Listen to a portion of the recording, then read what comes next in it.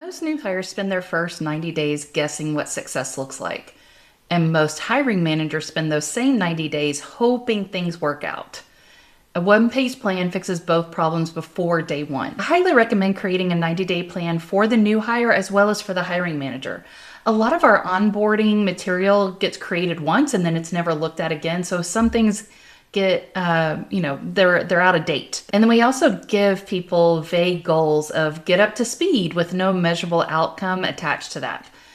It's also built by the manager alone. There's no input from the new hire, so there's no ownership of what that plan, that onboarding plan looks like. And the plan doesn't fail because the person fails. It fails because expectations were not actually shared. So there's 3 distinct phases for a 90-day plan. And this looks like just, you're going to go off the calendar days. It's days 1 through 30, days 31 through 60, and then days 61 through 90. Those are your 3 distinct phases. So for that first phase, days 1 to 30, you're just going to listen and learn as the new hire. You're going to map the tools, the workflows, and key relationships that you need to know about. You're going to shadow every active pursuit and sit in on BD meetings.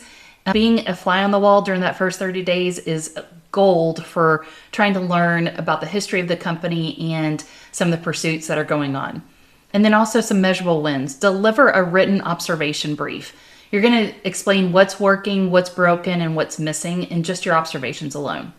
And then days 31 through 60, the second phase of your 90-day plan, you're going to contribute and build. You're going to own one active work stream, whether that's a proposal, a CRM cleanup, a content calendar. You're going to identify one process gap and propose a fix. And then you're going to have a measurable win, and that may look like a first independent deliverable shipped on time. And then your last phase, that days 61 to 90, you're going to lead and validate. Leading and validating looks like you're going to take ownership of a recurring process. It could be a weekly audit, a pipeline reporting, or asset management. You're also going to have a measurable win that looks like running the process once end to end without manager intervention. And for hiring managers, you want to build this plan together with your new hire the first week that they're there, not before the hire starts. Every goal needs to have a metric and a check-in date. So improve the CRM is not a goal.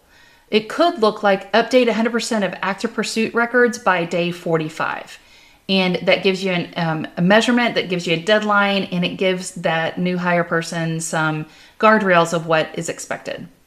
And the plan is a living document. Things change in business. You're going to review it at the 30 and the 60 days, and you're going to adjust it without shame.